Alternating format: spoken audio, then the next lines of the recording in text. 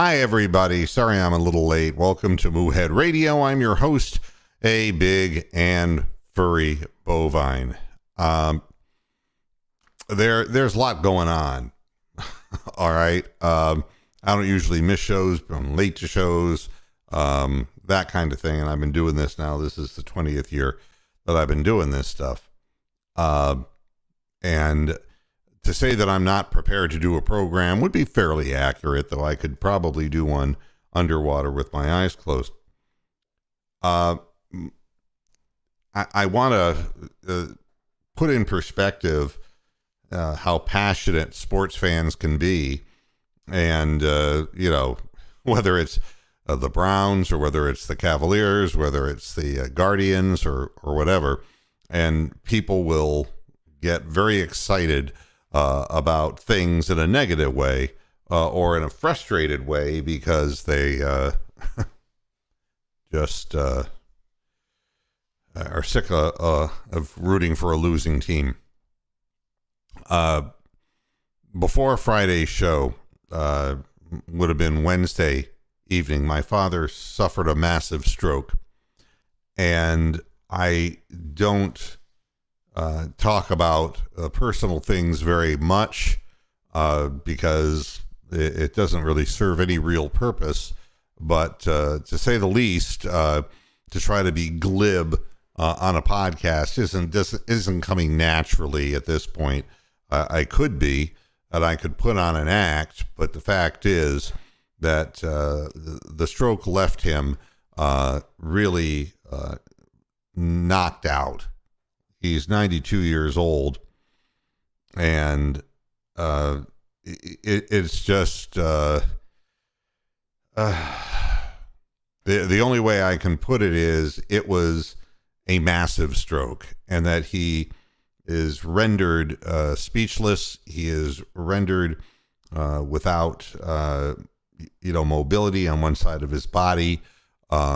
And he cannot communicate, and he cannot fully comprehend what is being said to him.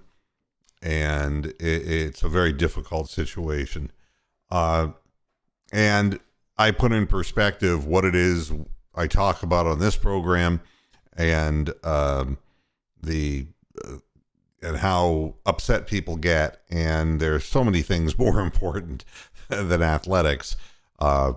And I just want to point out that when everybody eventually, if they're fortunate enough that they don't pass away before their parents to witness tragic events like this, and it just puts my mind in a different plane of thought, and so that people realize, my father was one who gave me the initial opportunity to get involved in radio broadcasting, and I had the bug from the time I was 13, and it was really kind of a coincidence that he got involved with an AM radio station, and I was in it when I was 16. I broadcast my first program when I was 17, and made my life's work from that industry. And it would never have happened if I didn't get a hand up from him. And I'm the type of person who does not forget people who do me a good turn. And growing up, my father was my hero.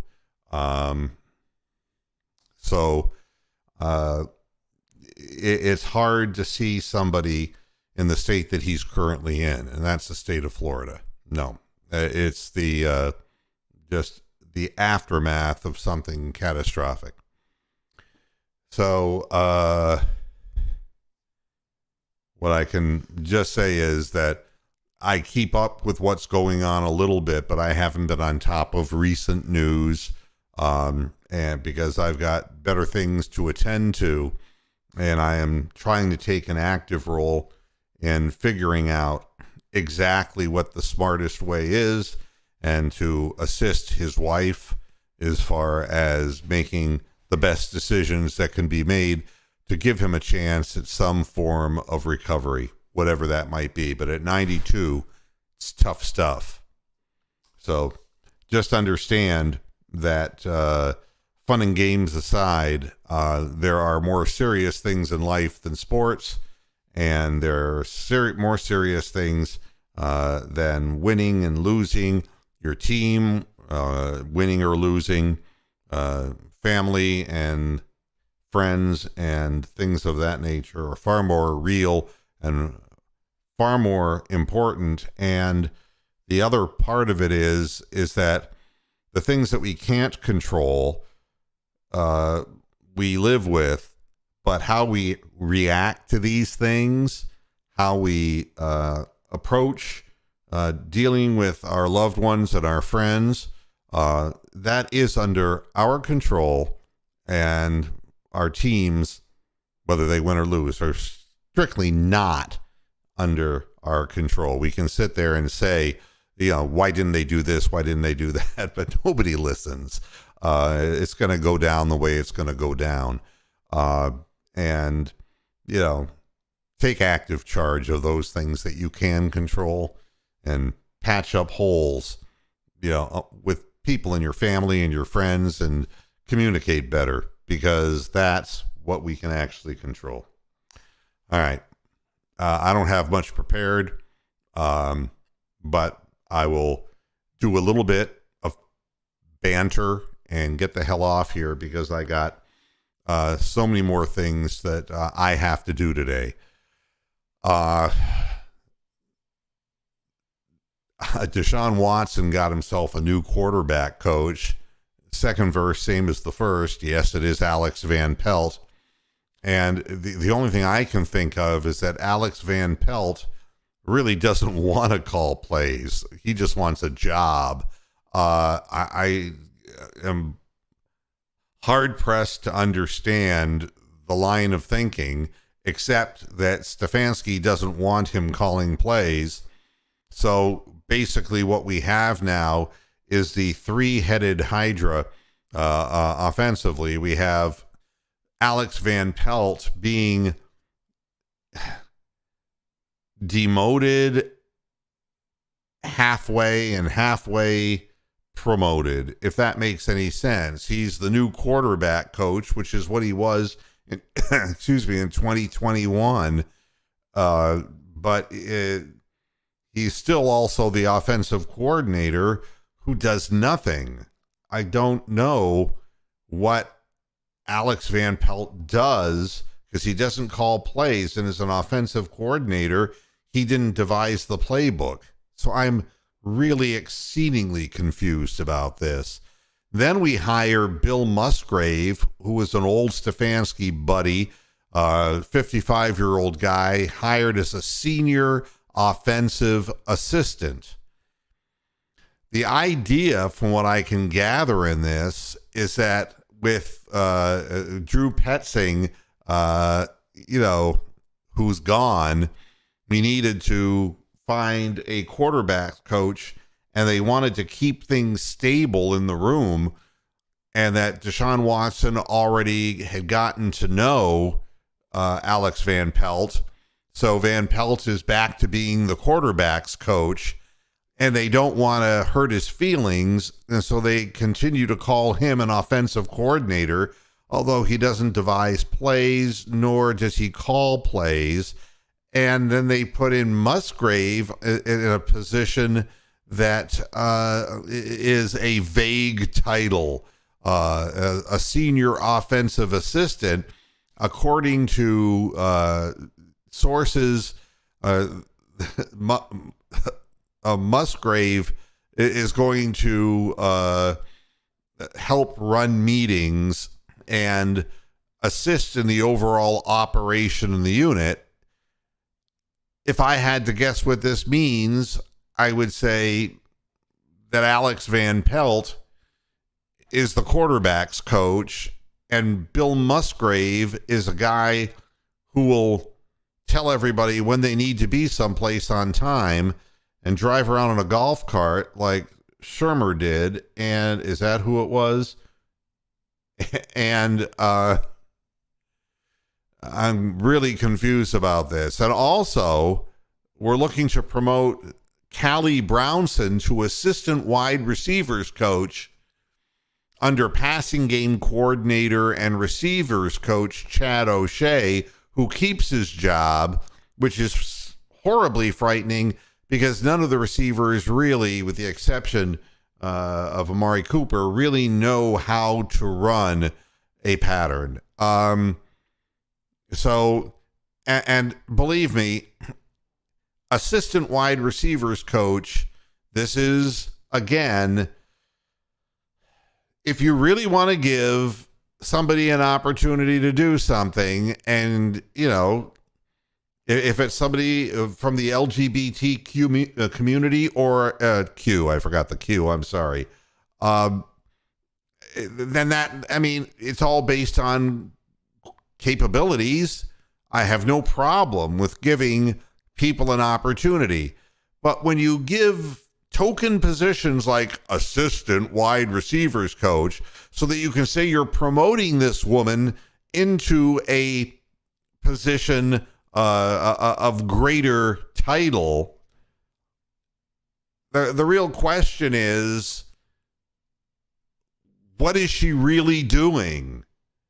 And I don't care about the appearance of things. I really don't. I want the most qualified, competent people to be position coaches. And if Chad O'Shea is that guy, we got a lot of fucking problems. All right? A lot of fucking problems. So, just not sure what it all means, except that it's not the kind of things that I would be changing. I mean, obviously we need something better at the wide receiver position.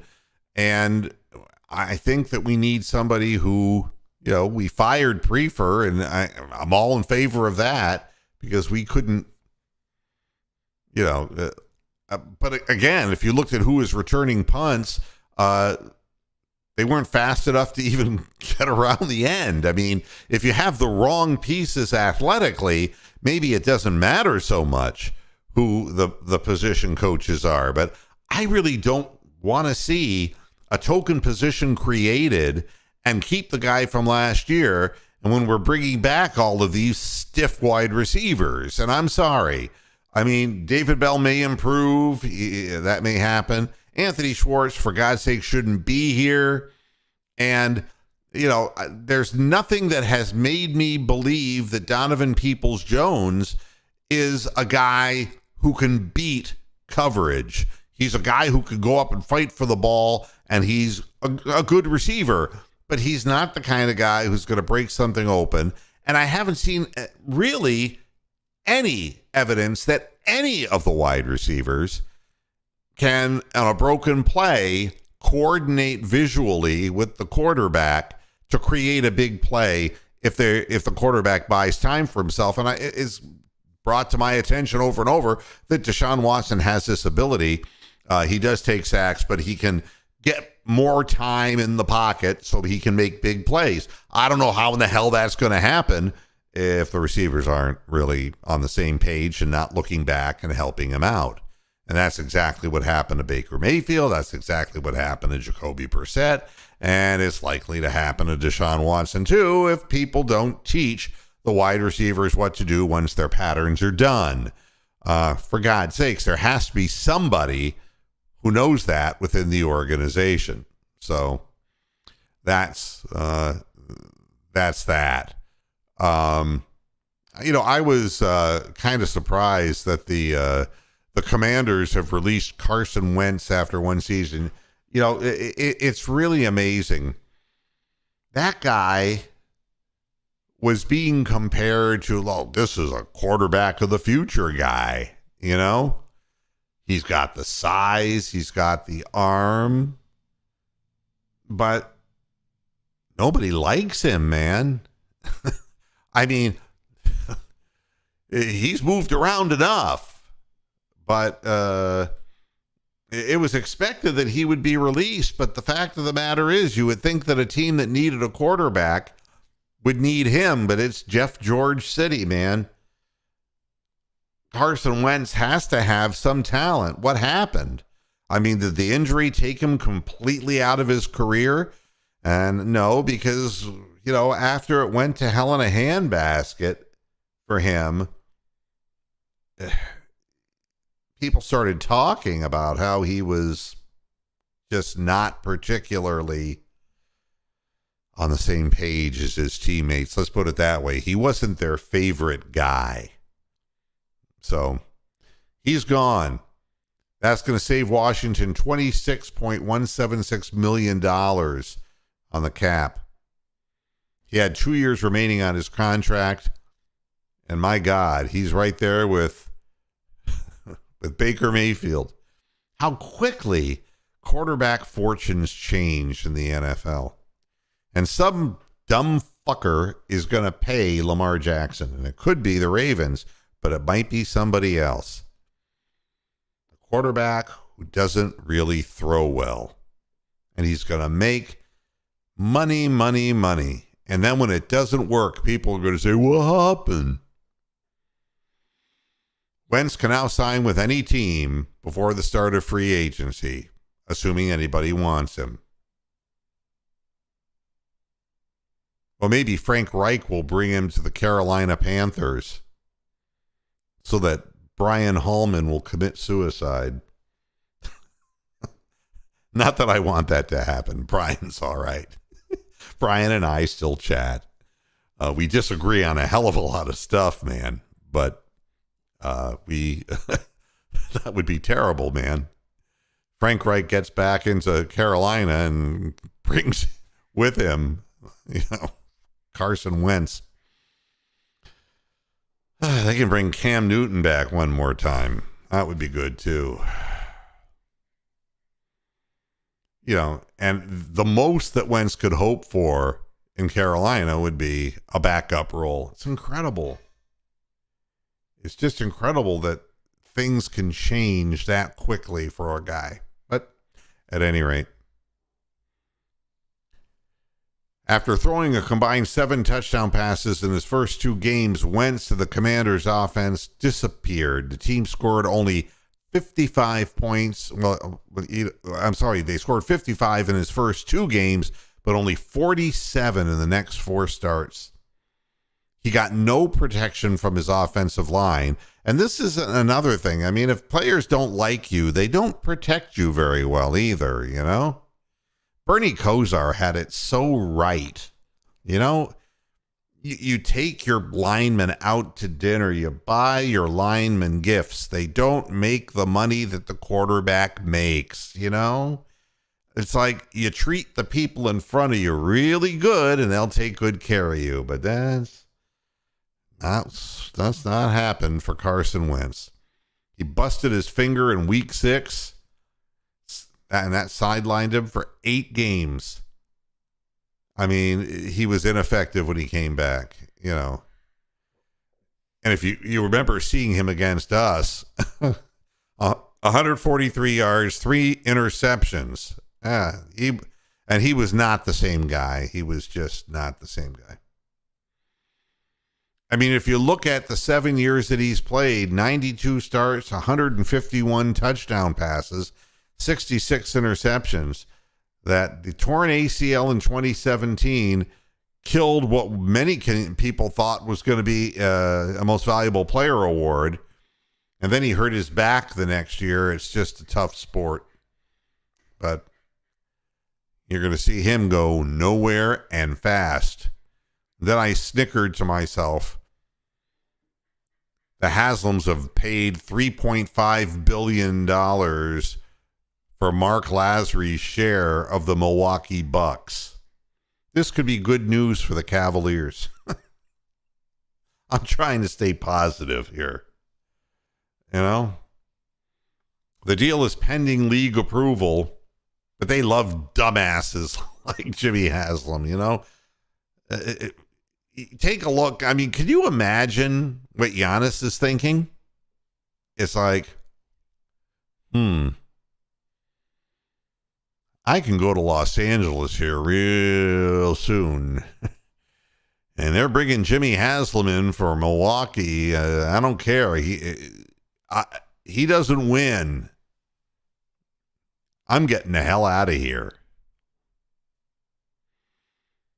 It's incredible because that's the second highest valuation for an NBA team. The Phoenix Suns, $4 billion purchase by Matt Ispia from Robert Sarver, who had to sell because, he was, torturing cheerleaders in a locker room or whatever the hell crazy shit was going on in Phoenix. It would be the third highest for any American professional sports team ever paid for, trailing $4.65 billion that the Denver Broncos went for. Tell me that inflation isn't affecting everything. If you don't believe me, the Bucks sale is just the start of prices and inflation going up for the value of NBA teams. The Brooklyn Nets were purchased for $2.3 billion in 2019. Then there was the $2.2 billion to land the Houston Rockets in 2017. That one's paid off good. The Rockets, what have they won, 14 games or 13 games all year? And remember Steve Ballmer paying $2 billion to buy the LA Clippers? It's pretty amazing when you stop and think about it.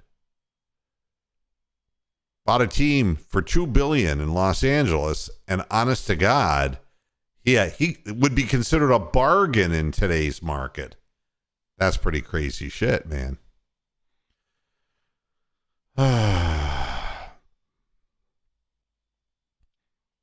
What else do I want to even talk about? Talk about the Cavaliers. There's something positive. They've been having trouble lately.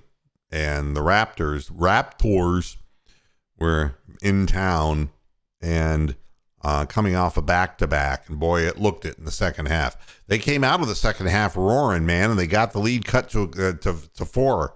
The Raptors did. But after that, man, the wheels fell off. And Donovan Mitchell was a big reason why. He went fucking video game on him. So much so he didn't even have to play in the fourth quarter. The Cavaliers upped the lead to as many as 30 points in the game and just blew them off the floor. The Raptors are not what they used to be. And there's a reason why they're under 500. For us, the previous games that we've lost, the last two one that was hard fought against Denver and one that we just pissed all over ourselves. We were fortunate because the teams who were really the threats, the Miami Heat, lost. And that helped us. The Nets lost by like 140 points. And that helped us. And the Knicks are the team that are winning. And I don't fear the Knicks. I just, Tom Thibodeau ball is Tom Thibodeau ball. It's kind of a little difficult to deal with because defensively they can be pests. But they got to play again tonight. And the Knicks will be on a back-to-back, and it's no easy game.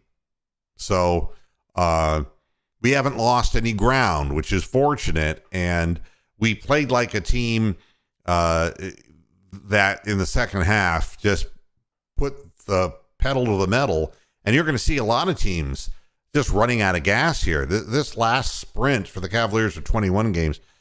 For other teams, the Cavaliers have played four more games than the other teams in the league, many of them, and they're going to try to jam 25 games in for these teams in the allotted period of time, and there's just going to be all of these, back-to-back situations, and some of these are going to require resting really good players.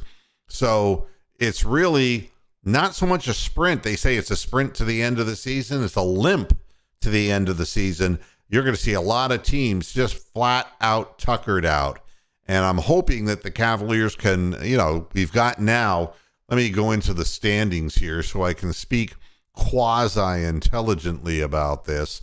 I'm going into the NBA standings. So the Cavaliers have played 64 games with 18 left to play. And it's going to be one of these situations where what's left are more road games than home games. And they got some tough ones coming up for sure. We're 3 games ahead of the Nets, 3 games ahead of the Knicks. We're 5.5 ahead of the Heat, and the Heat have just been horrible. The Hawks are 6.5 games behind us, and the Hawks are moving up, and they just got Quinn Snyder as their head coach. So, I mean, that's positive for the Hawks. The Hawks could work their way, and they already are in the number 8 position for the play-in, but we want that number 4 slot. So I'm keeping my eyes specifically. The Nets, I don't think, can hold up with what's happened to their roster. The Knicks have been really on a roll. They've won 8 of their last 10, including a 5-in-a-row winning streak. But they're playing Boston, if I'm correct, and I want to make sure that I'm telling you the truth. It's in New York, but it's the second day of a back-to-back, and the Celtics are on the road against the Knicks. And Miami is going to Philadelphia, and that is important because we want Miami to keep losing because I don't want to play them in the first round of the playoffs. That's just not going to get it for me. Now, also looking at the NBA injury report, which I finally have a good hookup for that. The Heat, the Tyler Hero is available. Unfortunately for them, Kevin Love is available. He's not been good in his first 2 games, folks. For those people who said, oh my God, we've lost Kevin Love. Kevin Love is and they're starting him. They're using him as a starter, and my God, it's not going to happen. Kyle Lowry is out for the Heat. But none of the good 76ers players are out. So it's going to be a long shot for the Heat to win that basketball game. As far as the Celtics, this is the problem. The Knicks are going to be handed this game, perhaps. Jaylen Brown is out for personal reasons. There we go. And, of course, Gallinari has been out. And Derek White is out. So, as far as the Knicks are concerned, they got everything that they need. Just the G Leaguers are not playing. So, without Jaylen Brown, the Celtics playing in New York, if the Celtics can stay close to them, the Knicks might run out of gas. We're cheering against the Knicks, folks. I just want as many games between us and who's chasing us as possible. And I do want to also look up something because I would be remiss if I didn't. I'm going over to the Miami Heat page just so I can kind of chortle and say, I told you so. Let's take a look at this. I'm trying to look at it from a statistical basis as far as what's happened here with the Heat, and take a look at Kevin Love. Has played 2 games, played 24 minutes, has scored an average of 6.5 points a game. He's rebounding fine because he can do that, but he's not playing a lick of defense. And big minus number when he's on the floor. So that's what that is. But I was pleased with the second half of the Cavaliers. I thought that was good.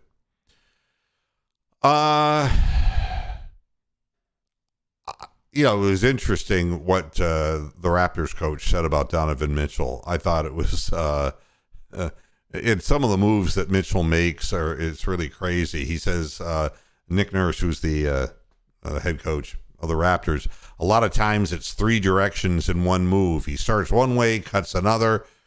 He really can tie players into knots. And he even threw in a garbage 3 that banked in. That was the final 3 that he made. He was on fire, 35 points. But the real thing that I'm looking at from the Cavaliers is that Mobley is really blossoming before our eyes. And, I was talking to a friend. We were talking about how, people were saying, and look, for sure in the beginning of the season, that Mobley just hadn't improved at all from his rookie year. And that couldn't be less true. As it turns out, it looked that way, and it was that way for a lot of games in the first half of the season. But not only has the light gone on, but he's doing it, and he's putting up averaging 19 and 9 without yet having a signature move, without having traditional post moves, and making moves off the post. In other words, if he gets the ball down low, he's just trying to lower his shoulder and go into the basket and hope that he can get it up there. And then if he misses, he can jump so fast the second time, get it a second time, and put it back up. That's what he's looking to do anyway. And but he's doing all of this, 19 and 9, without the. You look at somebody like Embiid, who has the fade, he has the 3. Mobley is learning how to shoot the 3. But he doesn't have post moves. If he flashes across the lane, he's going to get it in motion and just go to the hole with it.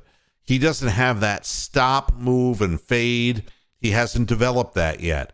But, man, if he does, and there's no reason why I would believe he wouldn't, the only problem the Cavaliers are going to have is how they're going to have Darius Garland, Donovan Mitchell, and Mobley. Who's going to get the ball when? And I don't want to see hero ball from people, because we're going to be in a position where we're going to have 3 star players who can hurt teams in different ways. And Jarrett Allen, you forget about him. If you have to go rushing out after Mobley, or if you got to run because Donovan Mitchell gets around his man and makes his way into the paint, Jarrett Allen is always around the rim. And he shot like 9 for 10 yesterday. I mean, and they're all dunks. He just gets to the rim, and guys peel off him. And if they miss the layup or miss the driving shot, Jarrett Allen is there so many times just to kind of pick it up and just jam it through the hoop. We have 4 legitimate guys here. You don't run plays for Jarrett Allen. You don't have to, because he's 6'11", and you got 2 penetrating guards who force the bigger guys to come over on them, and it's garbage time for Jarrett Allen. So that's going to be, and I know Amsterdam, they're going to like Kevin Love, because the Kevin Love that they remember is a different Kevin Love than plays today. And I'm not going to get into any detail about Kevin Love, because it only sounds like sour grapes. But the bottom line is, God bless him. I hope everything works out for him. And, we'll see whether he can get the job done or not, because what I think, what I say doesn't make any goddamn bit of difference. But he ain't my favorite guy. Let's just put it that way. All right. This is what I have to say today. I'm not ready to talk about the Guardians yet. I know that they have 2 young pitchers in the minor leagues who are both hurt, and they were people who they were hoping to groom and develop, and we got a couple of arm injuries down there, and that's not good.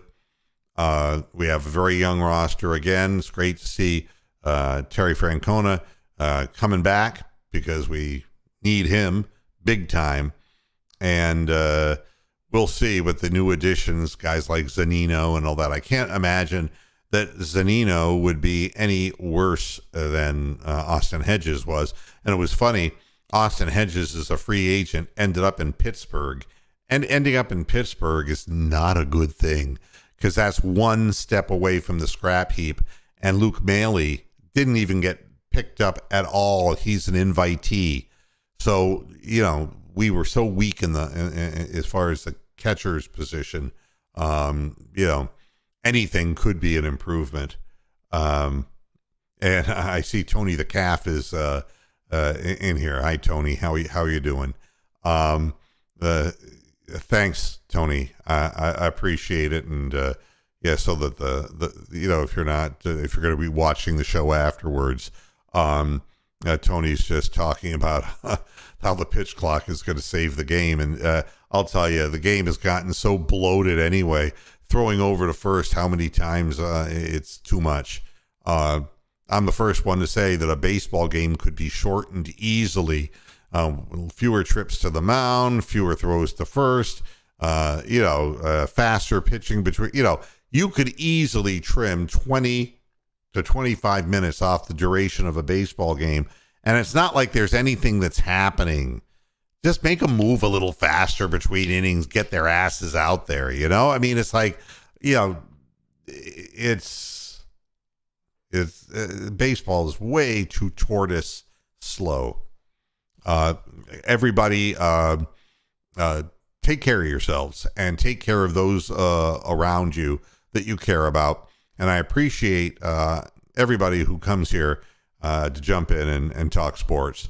And just remember that there's a place for it, and then there's stuff that is more important than that.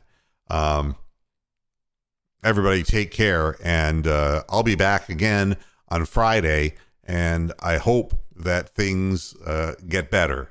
That's, what we all hope for. Take care, and I'll see you on Friday. Until then, hasta la vista, Pasture Heads. Good night.